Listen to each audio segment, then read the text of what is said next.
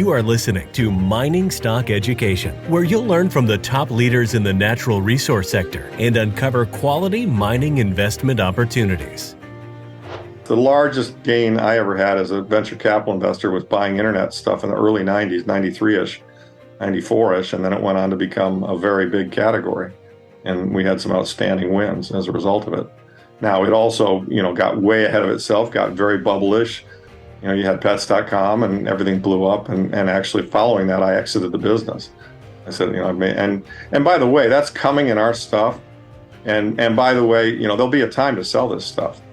There will. I mean, it's when people are talking about $5,000 gold and, things are trading at 20 times multiple. I mean, there'll be a mania in this area, in my opinion. It's the next one. It probably starts in the next couple of years and it runs, a bunch of years and people make a lot of money, including you and me. But having been around these cycles long enough, I'm not going to overstay my welcome, and I might leave the last dollar on the table for another guy because, at some point everybody and their brother will be talking about gold stocks. Welcome back to Mining Stock Education. I'm your host, Bill Powers, touching base with Larry Lepard of Equity Management Associates. He's a gold fund manager as well as an Austrian economist. So Larry, welcome back onto the show. And let's talk about last year as a gold fund manager. What'd you learn? Yeah, always fun to be with you, and obviously in a pretty tough tape for our stuff, but This is when we make the big bucks, right? If we do it right in these downturns.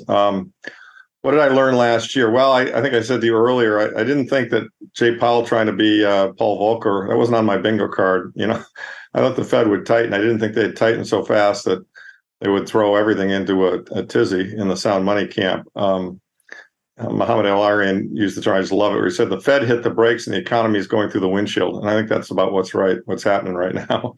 And obviously, it just hammered, everything in the gold space, particularly on the more speculative side. The producers and the large indices. This is the kind of time we're in a downturn. This is the value of having GDX, right? I mean, the producers that are generating cash flow don't get hit nearly as hard as the development stories and the drill stories. And as you and I both know, we've lost a few of those. We had, I made a big mistake with Arcana. It didn't make it. And there have been a few others that have gone down. Fortunately, I dodged Pure and I dodged a few of the other losses. What was the one we were talking about? Core. And so we've got stocks that are, I think, pretty good situations, but they're down 60% off their high. I blend my portfolio to be a mixture of probably 30-40% producers that generate cash. So, that gives me some stability. They're not going to go up 20x, but they don't go down as far either. And then I add, development and drill stories to try and get alpha. And obviously the development drill story piece of the market, with a few exceptions, has been pretty tough. And that leaves my fund down kind of mid-30s this year. So year to date, which kind of sucks.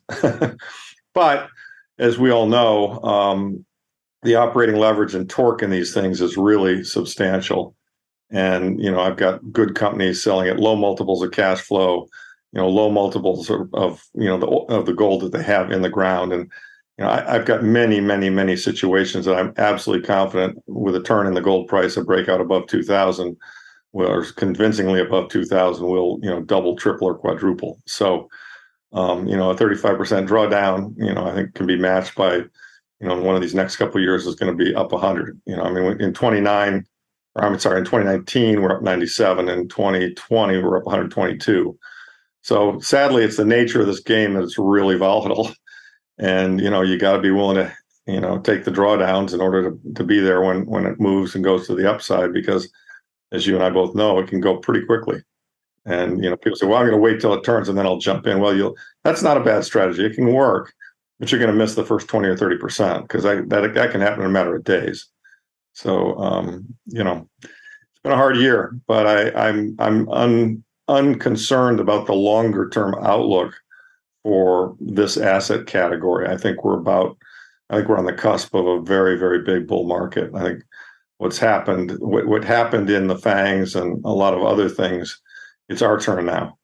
As the regular stock market continues to fade, as inflation becomes more embedded, as the bond market looks less attractive, and as the Fed is inevitably forced into pivoting as a result of, not wanting to have another Great Depression, sound money, gold, silver, are going to perform extremely well, are going to perform well. And when they break out above their all-time high, particularly gold, it touched 1900 in 2011, it touched 2050 in 2020, and touched 2070 earlier this year, much earlier in 2022. So that's three tops there. When gold goes through 2070 with authority, it's going to be game on for all this stuff. And I think it's going to do that. And the reason I think it's going to do that is it's going to become the safe haven bid when other things are not working and inflation is not seen as being something that's going to go away. I think the mistake that generalists in the market are now making, and the derivatives and other people's things show this, is that they think we'll have a return to 2 or 3% inflation. And I don't think that's likely. Is inflation coming down? Sure, of course it's going to come down. They're killing demand. They're trying to, hammer the economy, but it's not going back to 2 or 3. And so if that's not going to happen, interest rates are going to stay high. If interest rates are high, multiples come in on the stock market. People look at what's working, and it's going to be our stuff that's working.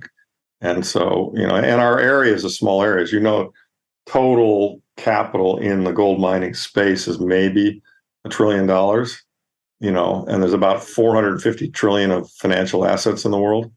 So if any part of that 450 gets really concerned about inflation and wants to have a stock allocation to something that protects you against inflation, and it comes after our stuff's going up. So that's kind of the thesis. So, what's hard is we got to be patient. I mean, it should have happened by now. It hasn't. I kind of see it unfolding early to mid next year. I look at the timing of these financial changes, and I recall very clearly in 2007, Bear Stearns had a couple of funds that blew up that were in the housing space. They were doing CDS stuff, and they went to zero instantly in July. Well, okay, that was a signal, but the GFC didn't happen until October of 2008. So it was over a year and 3 or 4 months later. If you kind of consider that the start of this cycle on the tightening was in February of this year, 2022, Powell started to hike rates. You kind of got maybe a year and a half from that. So maybe we're talking second half of next year. I think it might happen sooner, but it's coming, and there are signals of it. You can see what happened in England with the gilt and the pound. That was a signal. Blackstone just gating their real estate fund. That's a signal. Japan this morning increasing the target on their yield curve control. That's a signal. The things are breaking, and they're going to break more substantially in 2023, and that's going to be good for our stuff. And as I'm sure and most of the listeners probably know, go look at the gold and silver charts. They actually look fantastic. I mean, they've done. They not looking back the last 2 years, but they've come kind of consistently down, really gotten washed out, really gotten sold out, kind of a nice rounded bottom, and we're starting to turn up again. So, I think it's because gold and silver smell the next round of monetary debasement that will come in 2023. Larry, if it's 2024, not 2023, when gold really begins to move up, do you have any hedges for 2023, or you're just going to ride it? I really don't. I mean, I'm long and strong gold and silver miners. I mean, I'm weighted. I'm being careful on the risky stuff. I mean, I'm more weighted, and I've been buying more producers versus drill stories, but I actually I buy both. I mean, I buy the cheapest of the, that I have the greatest confidence in on the the developer drill story. But, the good news is most of these producers are generating cash. And if you're generating cash at this gold price, you're not going to go out of business, and the gold's still in the ground. That all these companies have a lot of gold in the ground that's valuable. It'll be more valuable at 2,000 plus. And so the issue is just wait. If it takes to 2024, one has to have patience. And is it possible I'm wrong and there's one more down leg here? I mean, maybe we have another Lehman-like event or March of 20-like event, and all the markets in general plunge, and therefore you get a correlation of one, and gold stocks go down. That's possible. I think it's possible we have one more lower low, but the way we're set up, we're not leveraged. We've got enough leverage in the sense of the companies we hold, right? The way we're set up, if that occurs, we'll just ride it out.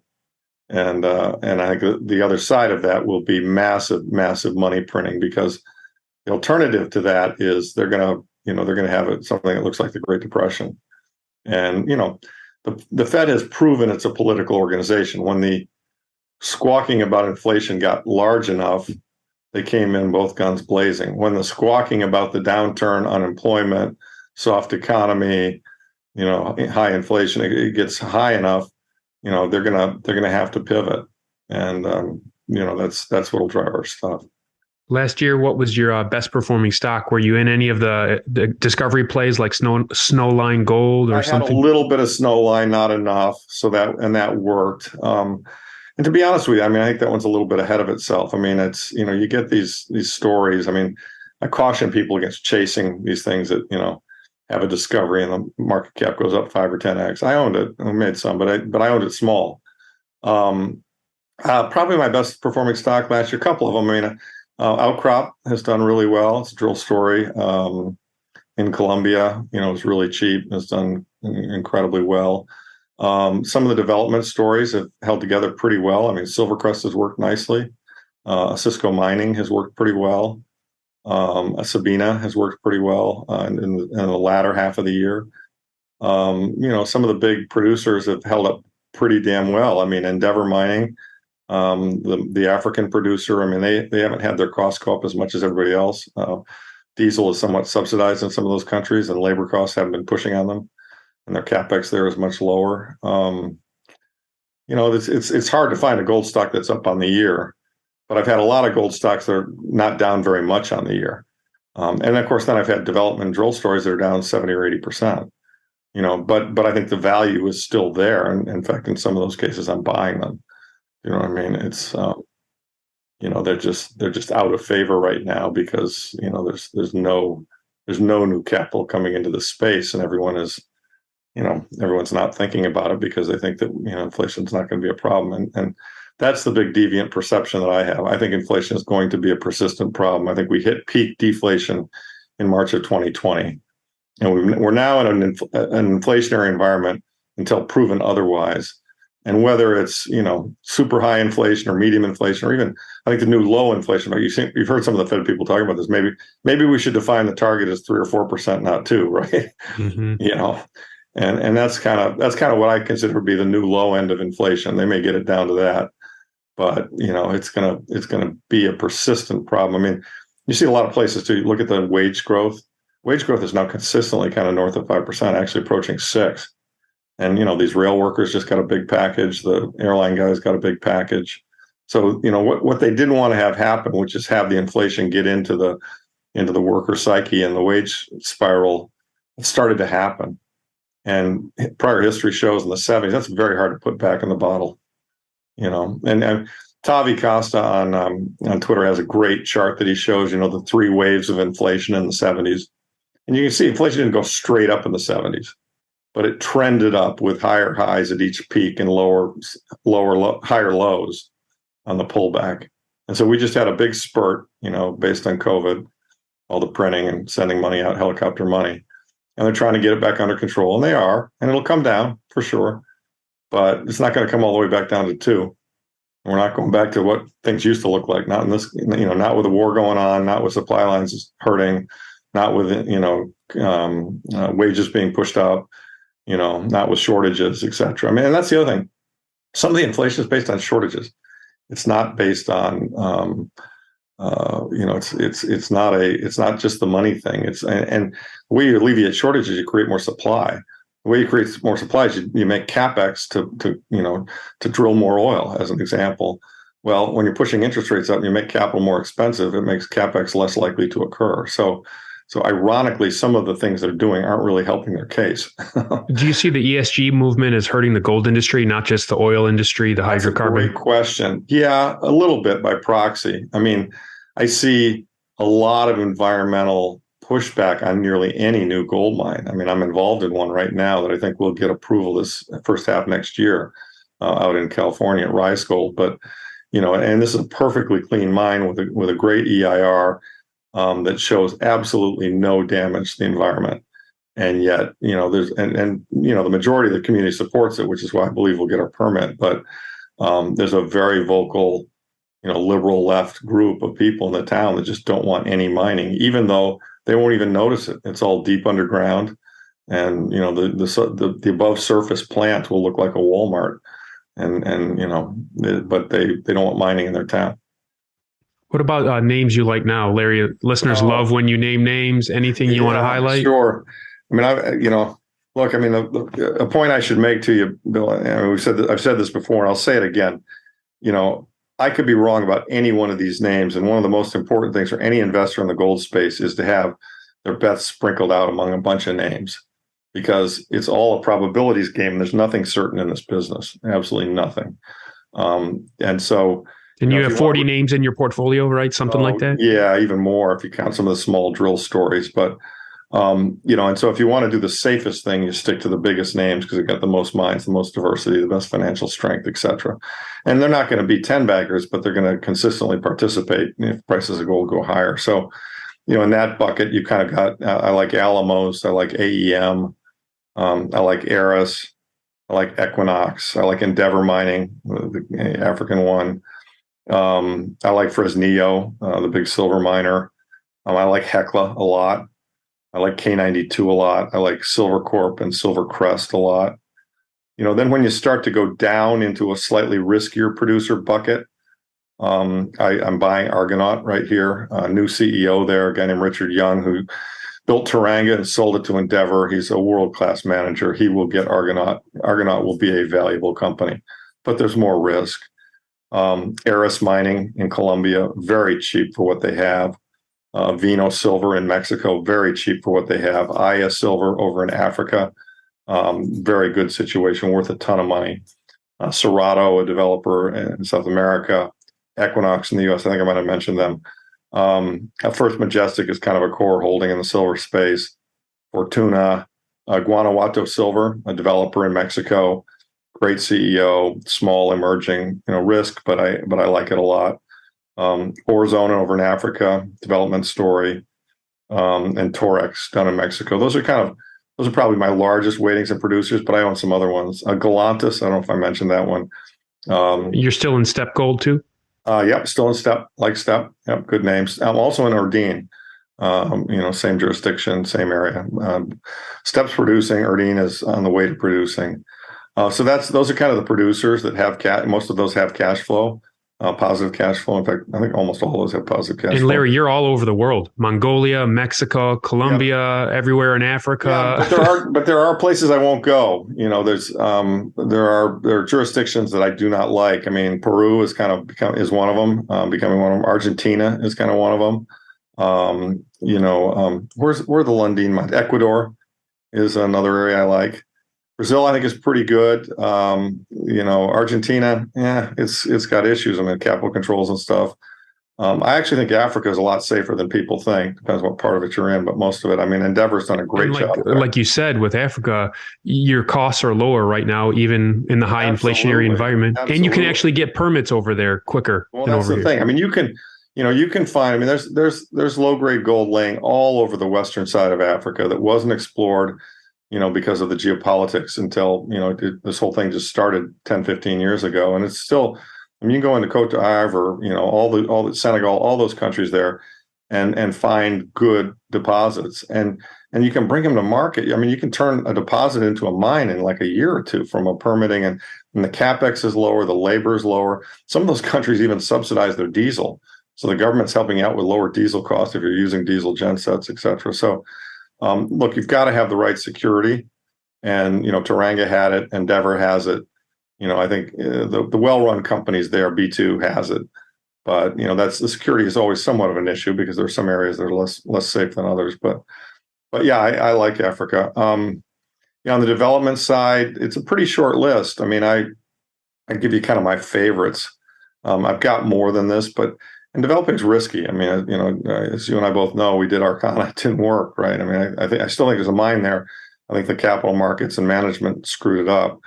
But my favorite developments are Adriatic, Serbia, Cassiar, Discovery, Go Gold, Lion One. I love Lion One. I can't believe how cheap Lion One is. I think Lion One is turning into. That's Fiji, right? Right? Yeah, I think it's turning into a super high quality ring of fire deposit that's going to be, millions and millions of ounces. And some of the you got to go to their website. They've redone it. You got to go look at some of these intercepts, Bill. I mean, this is the real deal. And I mean, it looks like the same, not quite as many of them because they're earlier, but it's similar intercepts to what Sprott and his guys have over at Newfound Gold up in Newfoundland. Okay.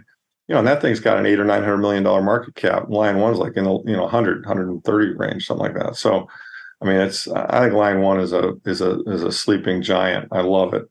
I love a Cisco Mining up in Canada. It's expensive, but it's super high quality. It's a huge deposit. It'll run for years.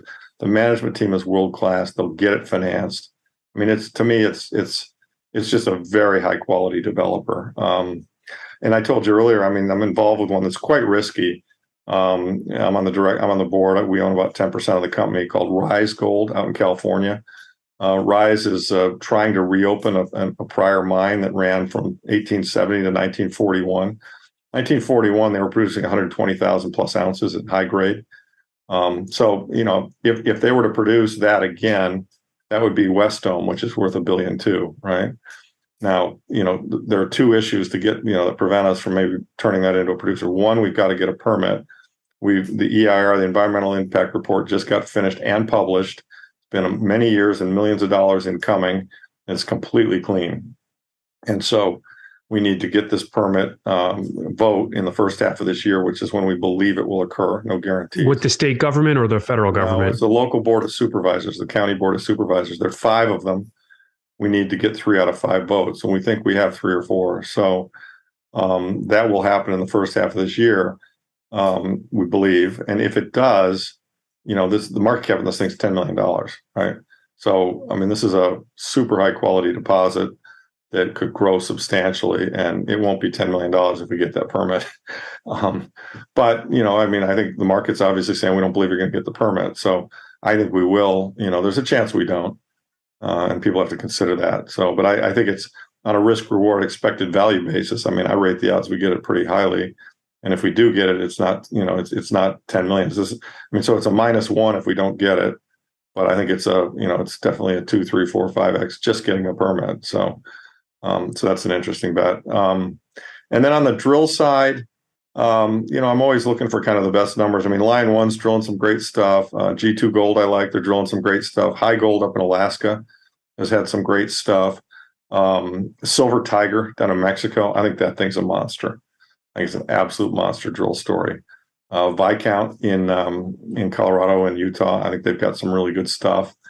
I'm on the board of a company that spun out of Amarillo, which I was on the board of. We sold it to Hochschild. And they spun out a deposit called Lavras Gold, Lavras. It's publicly traded as well. Very small market cap, thinly traded. But I like a lot the intercepts that we've seen there. And I think that deposit has an enormous potential. That was Brazil?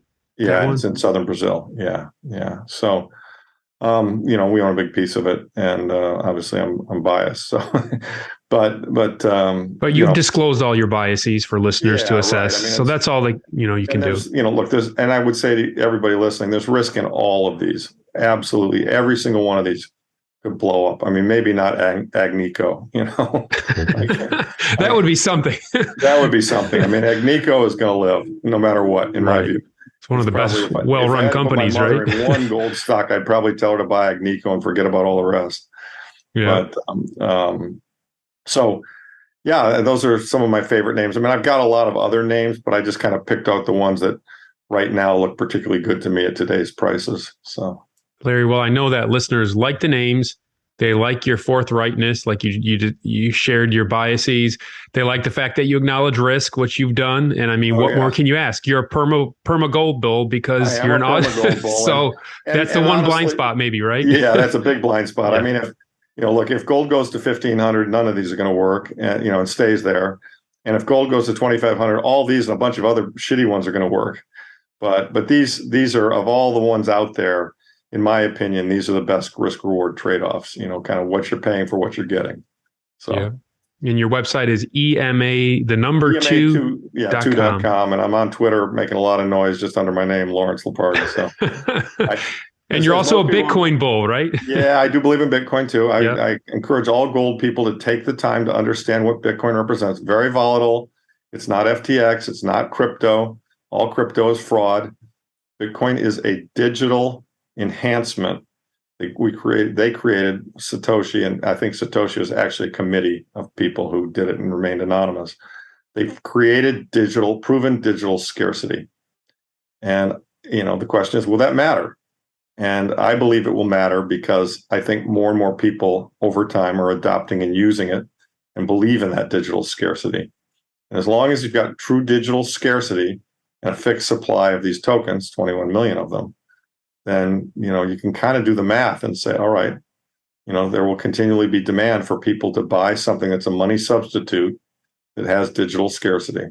It's that simple. And, what would make me become bearish on Bitcoin? Central bank digital currencies?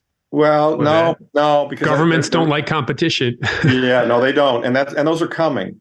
But nobody's going to adopt those, Bill. I mean, people will be forced into using them maybe to get their UBI, but nobody really wants to adopt those. No, the one thing that would kill Bitcoin, in my belief, would be disinterest. If everyone lost interest in it and adoption and users were going down or went flat, then that wouldn't be good, and it would indicate that it was a fad and it's not a long-term trend. But there are a ton of metrics you can see for addresses, new addresses, users, international remittances, et cetera, et cetera. I mean, and one of the things a lot of people in the West miss is how much this is being used in the third world. I mean, Nigeria is reportedly like 20% of their people are using Bitcoin as their currency because their local currency depreciates constantly. And so, and the Lightning Network has made it so that you can do these really small transactions for less than a penny in cost. And so there are people there who have, they get paid in Bitcoin, they put it on their wallet and they use it to pay for things. And so, that kind of use case is spreading. And as long as it continues to spread in terms of usage, if you have a fixed supply of them, and do the math, right? So that's my logic there. Now, like I say, it's extremely volatile. And I think the only way anyone can realistically approach it is say, okay, I'm going to take a modest allocation and I'm going to dollar cost average going in and out. I'm not going to chase it at 68,000 because then when it goes to 17, I'm going to want to blow my brains out. And I'm not even going to chase it at 17 because it could go to 10. I don't think it will, but it could. I had an analyst on the show a couple of weeks ago. He believes it's going to 9 this coming year. I mean, it could. Who knows? It's a wild beast. It could go anywhere. I happen to think. I mean, the way I trade it or look at it is I look at the past cycles. Drawdowns have been 70 to 80%. We're kind of there right now. And then I look at a Elliott wave Fibonacci. It's about 78% down from the peak. Is in the 13ish area, and we're just a skosh above that. Kind of 16 and change. So. Could it hit 13? Sure. I mean, that wouldn't concern me. Look, on a world blow up where the correlation of everything goes to 1, all these financial assets are going to go down a lot. And that's part of the problem we're dealing with here, Bill. I mean, we've got this central bank who is just, it's kind of out of control. And so you see, I think most people probably have seen my, Dan Oliver's Weimar chart that I've published, with the red squiggly lines. When currencies are failing, and that's what I believe we're in a fourth turning where currencies are beginning to fail. When currencies are failing, the volatility of prices gets really high in those currencies. I mean, I tweeted out yesterday, go look at a lumber chart. I mean, I saw that. Imagine you're in the lumber business. How do you plan? No. Do you know what I mean? I mean, we're going up 600%, we're going down, 75%, we're going up 800%. I mean, it's nuts. And that's all because the monetary system is broken, which is what speaks to why you should be in this area, not with all of your assets, not even with maybe half your assets, although I'm pretty much all in. But most of the people I'm speaking to about becoming investors in my fund or advising otherwise, I'm just saying, look, you've got a lot of stocks, you got a lot of bonds, those have worked for 40 years. I get it. You don't want to give those up, but I'm telling you that the tide has shifted here. The tide's going out on that and it's coming in on these sound money things. And you need to have an allocation to sound money, whether it's 5%, 10%, 20, I mean, you pick your number. And then within the sound money bucket, okay, do you want the really super safe, doesn't go down more than 20% a year, only goes up 15% or 20% a year on a good year? Well, then you buy gold bullion, right? You want slightly more volatility? Okay, well, then you buy silver. Do you want even more than both those? Okay, well, then you buy mining stocks, and so on and so forth. Do you want max volatility that, is going to go moonshot when they print like crazy, but it also crashes? Well, then you buy Bitcoin. So it's, in my view, and you just weight those things in an intelligent way that you're comfortable with, that you say to yourself, I mean, I say to a lot of people on Bitcoin, look, you can afford it. You got $17,000. You can afford to buy one coin. Cost you $17,000. Could it go to zero? Yeah. Is that going to change your lifestyle? If you're relatively well off, no. Losing 17 is not going to destroy your lifestyle. Okay. Bitcoin could also go to 10x that. It could go to 170,000. Well, that would move the needle. If you invested 17 and got back 10, it could even over a 10-year time frame, I think it'd go to 100x that, which is 1.7 million. Now, that really moves the needle on a $17,000 investment. I mean, that's a lot of asymmetry. And I can show you the math how I think you get there over 10 or 15 years. So the point is, and so if you're looking at this today and you're trying to say, I'm an investor in the future, I don't want to have regret. If somebody told you about something that could be -1, +10, or +100, and you said, no, I'll pass. And then it did become +10 or +100, you'd probably have some regret, in the future. And so, all right, well, but you're afraid of losing the -1. Okay, well, then downsize a little bit. Put something in there that you feel comfortable. If it doesn't work, it won't destroy you. But I say it many times to many people, the wrong allocation for Bitcoin is 0. That's the only wrong allocation. If you have 0 and this thing goes and does 100x, and you knew about it and you thought about it, but you said, okay, I'm not going to do it. I don't believe in digital scarcity. I don't believe this thing will work. My guess is you might regret it.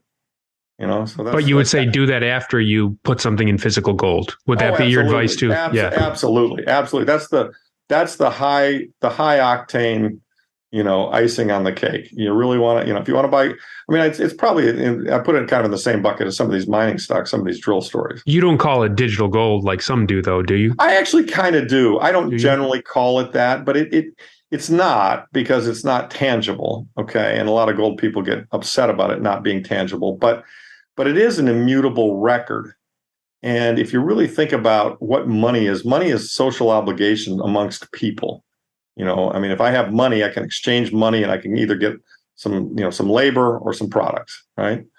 And if people are using a digital record, an immutable digital record, as something that you can exchange for, labor or products, well, then it's kind of money. And so why would it not be money? If the immutability were ever tested or the technology ever failed, that would make it not money. I accept that. Or if the use cases went down and people stopped using it and the number of people buying it declined, then it would not be money, or it would be a fading form of money. But, again, as I said earlier, if you go and you look at all the data sets, usage is growing, it's just consistently growing, even in a bear market. The number of addresses, the number of transactions, everything, it's just growing.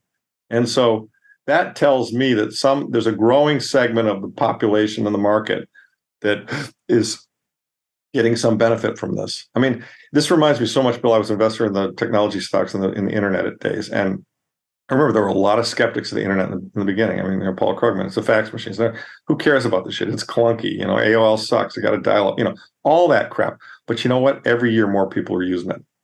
Every year, and look what it became. Right. That's where you made your, your net worth the first time, right? Yeah, that was my first big, I started investing in technology in the 80s. I made some money there investing in PCs and software and a lot of other things. But yes, the largest gain I ever had as a venture capital investor was buying internet stuff in the early 90s, 93-ish, 94-ish. And then it went on to become a very big category. And we had some outstanding wins as a result of it. Now, it also, got way ahead of itself, got very bubblish. You had pets.com and everything blew up. And actually following that, I exited the business. I said, and by the way, that's coming in our stuff. And by the way, there'll be a time to sell this stuff. There will. It's when people are talking about $5,000 gold and, things are trading at 20 times multiple. There'll be a mania in this area, in my opinion. It's the next one. It probably starts in the next couple of years and it runs, a bunch of years and people make a lot of money, including you and me. But having been around these cycles long enough, I'm not going to overstay my welcome. And I might leave the last dollar on the table for another guy because, at some point there'll be everybody and their brother will be talking about gold stocks.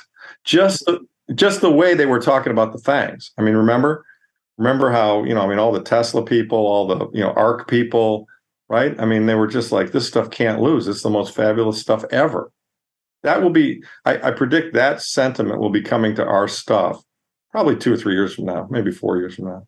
And where do you see the bull market in Bitcoin coinciding with gold? Does gold occur first, or do they occur simultaneously? That's a great question. The only way I have to judge that, Bill, is I just look at the history of it. And if you kind of look at you look at the Bitcoin runs and the gold runs, and there tends to be some lag. Gold tends to be more widely distributed. More people hold it. More people understand it. Boomers go to it versus Bitcoin, and boomers have most of the money. So my observation in 2019 and 2020, because I was in both, and I had friends who were only Bitcoin, and they were hurting. This gold shit's working. It's gone from 1265 to 1700. Your stocks are up a lot. Your fund was up 100%. Blah blah blah. And Bitcoin was just kind of bouncing along at 5 or 10, right? But then, as you'll recall, in late 2020. Gold kind of leveled off, and Bitcoin took off like a bat out of hell. It went up 5x. Gold's never done that, right? So once it's, to me, gold is a good leading. I say this to Bitcoin people all the time. Gold is a good leading indicator for Bitcoin. Gold will move first because it's really good at smelling around corners. I mean, it's amazing. Like the Fed hasn't even pivoted yet, but the gold chart looks good, right? And so. And my prediction is that gold will move first, and then Bitcoin will follow and probably move further. But that's just the nature of its volatility and so forth. So everybody's got to make their own decision on what the right weights are of all these various assets. Yeah, but you've been intellectually honest with your assumptions and your thoughts, so I appreciate that, Larry. Yeah, well, I'm candid about what I think. I don't know what's going to happen. I mean, I should caution everybody. I mean, I am absolutely certain the math is inexorable and they have to pivot. But who knows? Maybe they'll do a reset. Maybe they'll do CBDC. I mean, I don't know what they'll do. I do not know what they'll do. And so there are probably cases that I have not thought of. So, and everybody has to understand that. But I would suggest that for a piece of people's capital to be in the sound money bucket is a very sound thing. Based on what I can see in macro land right now, that's a good thing to do. Have some of your money in this bucket. Excellent. Well, I will link to Larry's Twitter. He's very active, as he said. I'll link to that in the show notes. And then also the email sign up so you can get your quarterly letter, right, Larry? Right. We publish quarterly letters. We publish charts, and there are a lot of white papers on the website. We never spam you. And if you just go to the website, you'll see down at the bottom, you can put in your email. You don't even put your name, just your email in there, and you'll automatically get our quarterly letter, which is generally pretty lengthy. It talks about the macro outlook that we see. Excellent. Well, thank you for coming on the show today for your insights. It's always fun talking to you. Yeah, thank you. Really enjoyed it. Yep. Cheers.